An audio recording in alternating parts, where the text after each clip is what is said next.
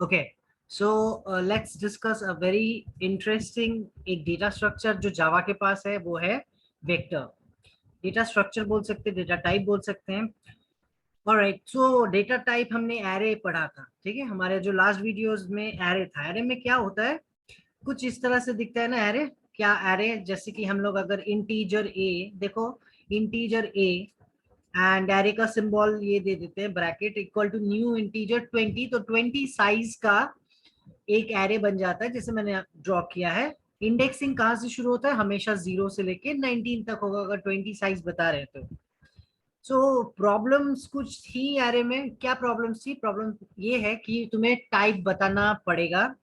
That is, तुम्हें array create करना है। बहुत सारे डेटा जब एक जगह इकट्ठा रखना हो तो एरे बहुत काम का हो सकता है। जैसे मुझे अगर क्लास के सारे बच्चों का अगर मुझे मार्क्स रखना है, तो मैं एक एरे बना के उसमें रख सकता हूँ, राइट। फ्लोट टाइप का एरे बना लूंगा and I can keep it there. तो नाउ प्रॉब्लम क्या है सॉरी, एरे में, कि एरे में जो है डेटा टाइप तुम्हें बताना पड़ेगा, क्योंकि ये होमोजीनियस डेटा रख सकता है। That is, same kind of data ही वहां पे रह सकता है।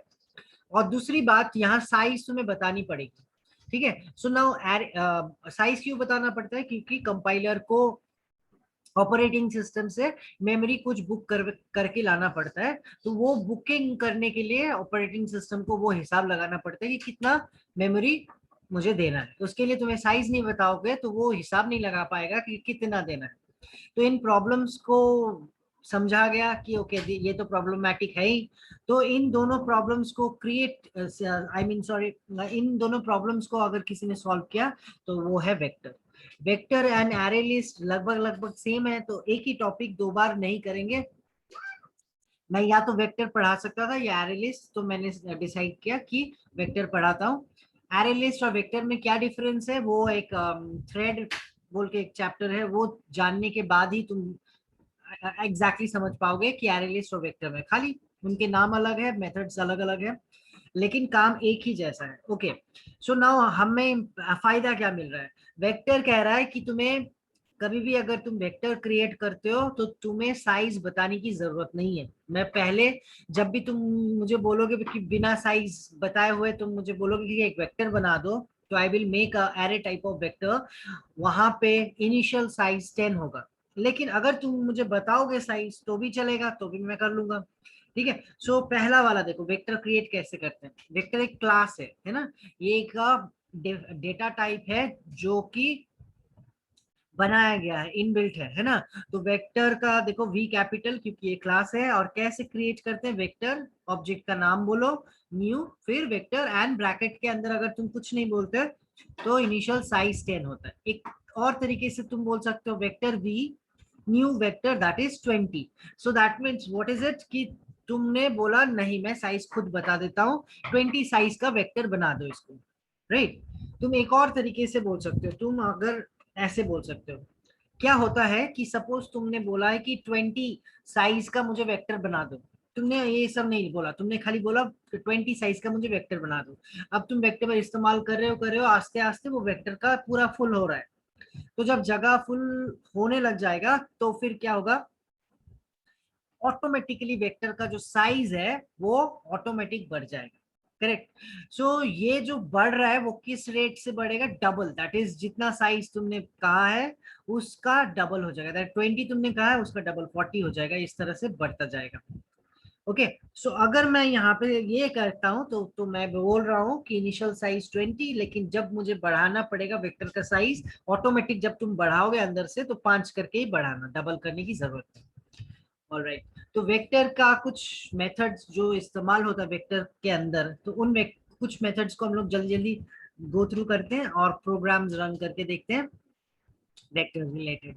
ओके, सबसे पहला तो एक और बात, एरे में क्या प्रॉब्लम था कि वहां पे तुम सिर्फ और सिर्फ एक ही टाइप ऑफ डेटा रख सकते, या तो पूरी तरह से इंटीजर रखो या पूरी तरह से फ्लोट। लेकिन वेक्टर कह रहा है कि I can handle this thing, I can handle integer float, मैंने एक ही वेक्टर के अंदर तुम अलग अलग, that is heterogeneous kind of data भी तुम रखो, मुझे कोई प्रॉब्लम नहीं।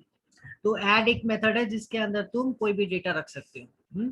लेकिन अब प्रॉब्लम क्या हुआ कि जब तुम वेक्टर के अंदर कोई भी डेटा रखोगे तो वो तुम इंटीजर, फ्लोट ये सब तो रख सकते हो, लेकिन प्रॉब्लम ये है कि वो सिर्फ ऑब्जेक्ट टाइप पहचानता है, सिर्फ ऑब्जेक्ट टाइप। तो देखो ये जो है ना इंटीजर, ये इंटीजर n = 20, ये क्या है, n एक किस टाइप का डेटा है, इंटीजर, लेकिन वो किस टाइप का है, वो बेसिक टाइप का है, that is basic data type है इंट। लेकिन वेक्टर तो कह रहा है कि मुझे अगर कोई भी डेटा डालना है तो तुम्हें उसका ऑब्जेक्ट बनाना पड़ेगा।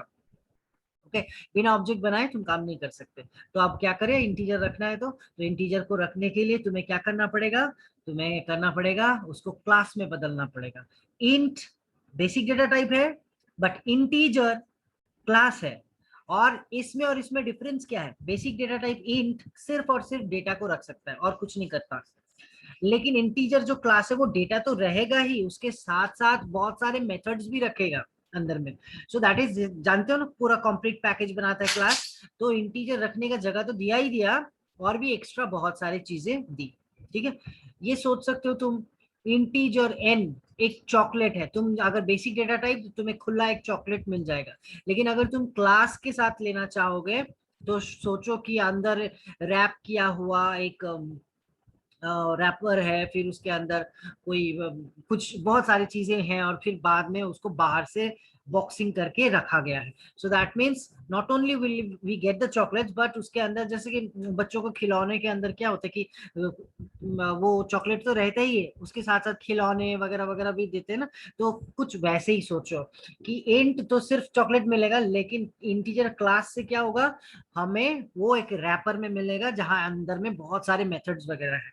तो अब तुम इसे कन्वर्ट करके, इंटीजर बेसिक को कन्वर्ट कर दो इंटीजर में, क्लास में, इसे ऑटो बॉक्सिंग कहते हैं। ठीक है, सो इसको अब तुम वेक्टर में रख सकते हो। समझ गए बात, कि वेक्टर तो बहुत फायदेमंद हो गया हमारे लिए, क्योंकि वहां साइज बताने की जरूरत नहीं, वहां टाइप बताने की जरूरत नहीं, लेकिन वो जिसको हैंडल कर सकता है वो क्लास टाइप है, माने ऑब्जेक्ट टाइप है, वो बेसिक डेटा टाइप पहचानता ही नहीं। तो बेसिक टाइप अगर रखना है तो बेसिक टाइप को पहले कन्वर्ट करेंगे, ठीक है, ऑटो बॉक्सिंग के थ्रू, एंड देन उसके बाद हम उसे वेक्टर में रख सकते हैं। तो देखो n जो 20 था उसे मैंने i ऑब्जेक्ट में बदल दिया, और कैसे, इस तरह से जैसे कि हम लोग ऑब्जेक्ट बनाते हुए आए।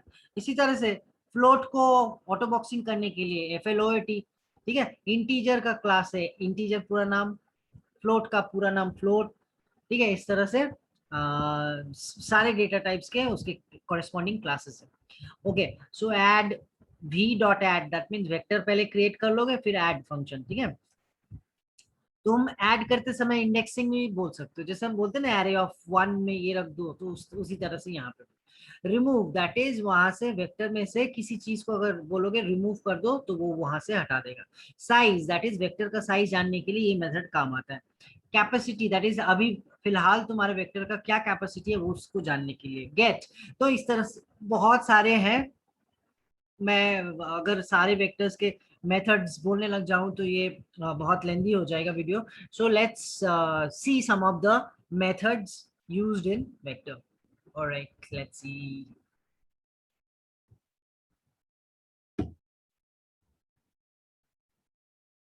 ओके, सो क्विकली मैं कुछ जल्दी जल्दी वेक्टर रिलेटेड प्रोग्राम्स कह देता हूँ। देखो, इंपोर्ट यूटिलिटी पैकेज के अंदर वेक्टर होता है, तो यूटिलिटी पैकेज पूरा ही मैंने इंपोर्ट करवा लिया, क्लास का नाम दिया है वेक्टर 1।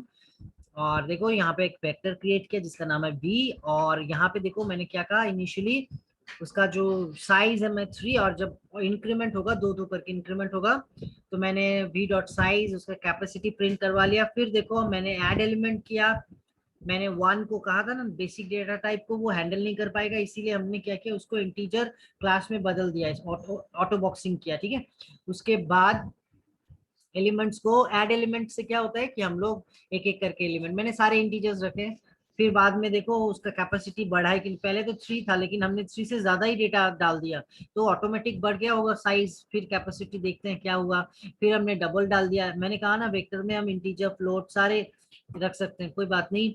तो फिर डबल रखा है, फिर इस तरह से मैंने बहुत सारे फिर हमने फ्लोट्स रखे हैं, इस तरह से हर बार कुछ ना कुछ रख दिया, और फिर वहां पे हम उसका कैपेसिटी किस हिसाब से बढ़ रहा है वो चेकआउट कर रहे हैं। ठीक है, तो यहाँ पे खाली तुम लोग भी अपना खुद का कुछ डेटा इसमें डालते रहना, और फिर वी डॉट कैपेसिटी से वेक्टर का कैपेसिटी किस हद कैसे बढ़ रहा है वो देख पाओगे।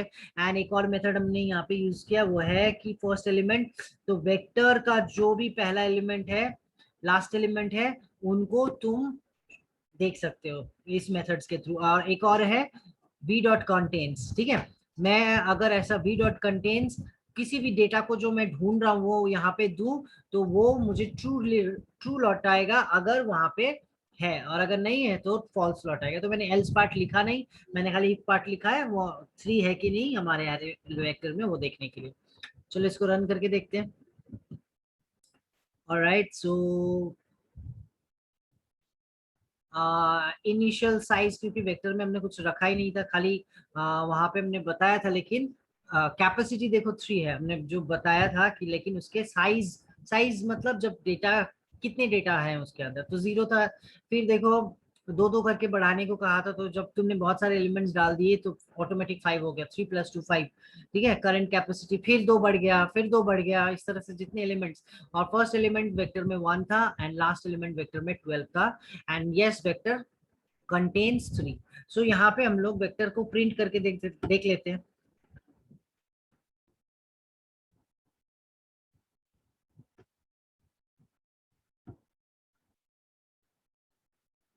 ओके, तो मैंने क्या किया, खाली वेक्टर के अंदर क्या क्या एलिमेंट्स है वो देखने के लिए मैंने बोल दिया system dot out dot println की वेक्टर वी, इस तरह से।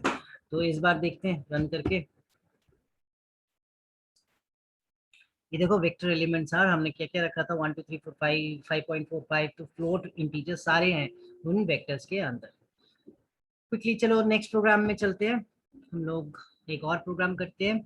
सो लाइक कुछ उसी तरह से प्रोग्राम है, वेक्टर एक क्रिएट किया, ऐड एलिमेंट भी है, ऐड भी है। ऐड एलिमेंट में तुम्हें डायरेक्ट उसे ऑब्जेक्ट बना के फिर रखना पड़ेगा। यहाँ ऐड करने से तुम कोई इंटीजर अगर रखोगे तो वो ऑटो बॉक्सिंग खुद से कर सकता है, नहीं तो, लेकिन कोई वेरिएबल, इंटीजर वेरिएबल से अगर रखने जाओगे तब नहीं होगा। अच्छा, फिर हमने स्ट्रिंग रखा है जावा इज फन, फिर हमने वेक्टर को प्रिंट किया, फिर 0th लोकेशन में 5 रखा है। देखो ये ऑटोमेटिक, एरे में ऐसा नहीं होता कि तुमने एक जगह डेटा रखा, 1 2 3 रखा, बीच में तुमने 5 ला दिया, तो किस पोजीशन में लाए, 1 को काट के तुम 5 लाए। लेकिन वेक्टर में क्या है, कभी भी कोई भी एलिमेंट तुम लाओगे बीच में ना, तो बाकी ऑटोमेटिक शिफ्ट कर जाएंगे।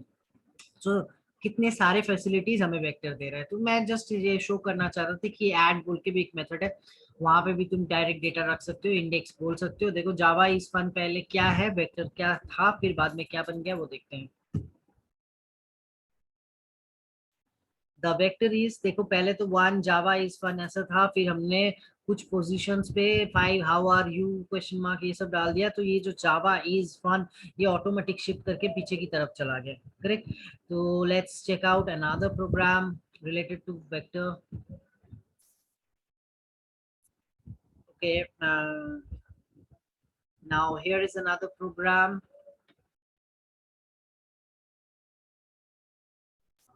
iteration class. I think it's quite like the previous one, but with a distinction क्या है कि देखो यहाँ पे एक वेक्टर में तो हमने सारा डेटा रख लिया, 20 30 40 इस तरह से रख लिया।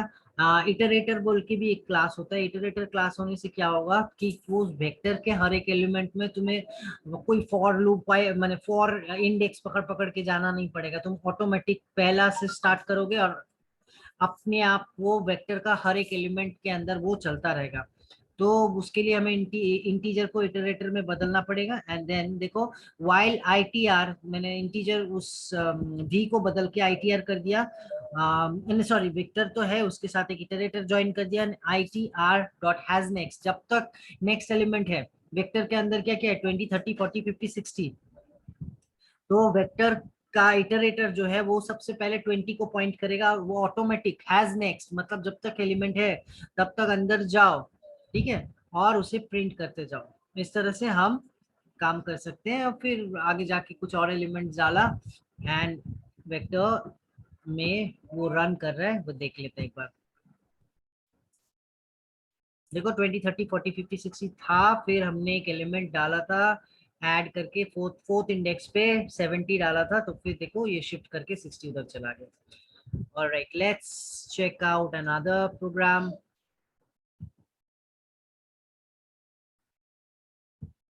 ओके, तो here is another thing that is sublist. Sorry, कुछ हुआ। सबलिस्ट मतलब क्या, तुम एक वेक्टर का किस पोजीशन से कहाँ तक एलिमेंट्स को शो करना चाहोगे, तो वो सबलिस्ट के थ्रू कर सकते हो। तो हमने क्या किया, देखो वेक्टर। अच्छा, एक बात और, ये यहाँ पे नोटिस करने वाली बात है कि यहाँ पे वेक्टर हमने यहाँ पे ऐसा क्यों लिखा, इस ब्रैकेट में स्ट्रिंग क्यों लिखा। तो जब तुम यहाँ पे ये ब्रैकेट और डेटा टाइप नहीं लिखोगे, दैट इज इंटीजर क्लास या फ्लोट क्लास, ये सब स्ट्रिंग क्लास, ये सब नहीं लिखोगे, तो वो vector is open for all, that is वहां पे किसी भी तरह का डेटा रख सकते हो। लेकिन अगर तुमने क्लास बताते समय ये बताया, टेम्पलेट बताया, तो दैट मीन्स तुम बोल रहे हो कि मेरा वेक्टर में सिर्फ स्ट्रिंग रखना, बाकी टाइप के डेटा को मत रखना, ठीक है। तो अगर इंटीजर रखना है तो उसे स्ट्रिंग में कन्वर्ट करके फिर तुम्हें रखना होगा, ऐसे नहीं रख सकते, ठीक है। सो नाउ तो ये हम जब चाहेंगे कि ना हमारा वेक्टर होमोजीनियस हो, मतलब एक ही टाइप ऑफ डेटा हो, तो ये करेंगे हम लोग। तो मैंने एलिमेंट 1 एलिमेंट 2 इस तरह से कुछ एलिमेंट्स, ये स्ट्रिंग है, डाल दिया। मैं सब लिस्ट दिखाना चाहता हूँ, तो देखो स्ट्रिंग बोल के एक और लिस्ट लिया है, और सब लिस्ट हमने कहा कि 1 इंडेक्स से 5 इंडेक्स से, देखो जब जितना बोलोगे उससे एक कम लेगा। 1 से 5 बोला है तो वो 1 इंडेक्स से 4 तक लेगा, और उस सब लिस्ट को तुम प्रिंट करवा रहे हो नेक्स्ट में। फिर हम लोग कुछ प्रिंट करने वाले हैं, क्लियर सबलिस्ट डॉट क्लियर। ये क्या है, 3 इंडेक्स से लेके 5 इंडेक्स बोल रहे हो, तो 3 से 4 तक वो क्या करेगा, क्लियर कर देगा, दैट इज डिलीट कर देगा। तो एक सब लिस्ट में हम लोग एलिमेंट डालना, उसको कॉपी करना, क्लियर, ये सारे भी बहुत इंटरेस्टिंग तुम्हारे प्रोग्राम, आई मीन मेथड्स होते हैं। एंड लास्टली एक और प्रोग्राम देख लेते, क्या है, एलिमेंट 2 3 4 5 इस तरह से शो हुआ, क्योंकि तुमने सब लिस्ट बोला था वहीं तक शो करने के लिए, फिर हमने कुछ रिमूव किया, तो ये दिखा रहा है कि हमारा वेक्टर ये रहा। लास्ट एक प्रोग्राम देख लेते हैं। इस बार हम नेम्स को सॉर्टिंग करेंगे। तो देखो इस बार फिर से मैंने वेक्टर बनाया, लेकिन स्ट्रिंग टाइप का बनाया है। तो फिर पहले तो मैंने पूछ लिया कि हाउ मेनी नेम्स, तो हाउ मेनी नेम्स यूजर बताएगा, उसके लिए स्कैनर क्लास की जरूरत है। हमने लास्ट सारे वीडियोस में स्कैनर क्लास इस्तेमाल किया, तो नया करके कुछ बोलने के लिए है नहीं। तो नेक्स्ट इंट मेथड से हमने वो नंबर ले लिया कि कितने नाम वो डालेगा, ठीक है। तो फिर इसके बाद हमने लूप चलाया। लूप चलाने के बाद 0 से लेके लेस देन एन होगा, एंड देन हमने कहा कि नाम देते रहो यहाँ पे, हाउ मेनी नेम्स। तो एक एक करके हम नाम ले रहे हैं और उस वेक्टर में ऐड करते जा रहे हैं, एंड फिर सर्च करेंगे कि बोलो तो कौन सा नाम तुम्हें सर्च करना है, उसको भी हमने ले लिया। और फिर कंटेन्स बोल के एक मेथड मैंने कहा था ना, तो वी डॉट कंटेन्स, अगर वो नाम है तो बोलेगा कि हाँ yes the name is in database, और एल्स बोलेगा the name is not in database. तो इसे रन करके देख लेते हैं।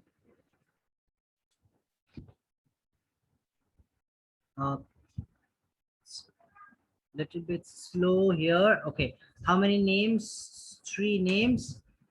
Now A, B, C, and enter the name you're looking for. I'm looking for B. The name B is in database. तो ये बहुत इंटरेस्टिंग एक डेटा टाइप है, तुम लोग इसे जरूर ट्राई करो, and I think you love it.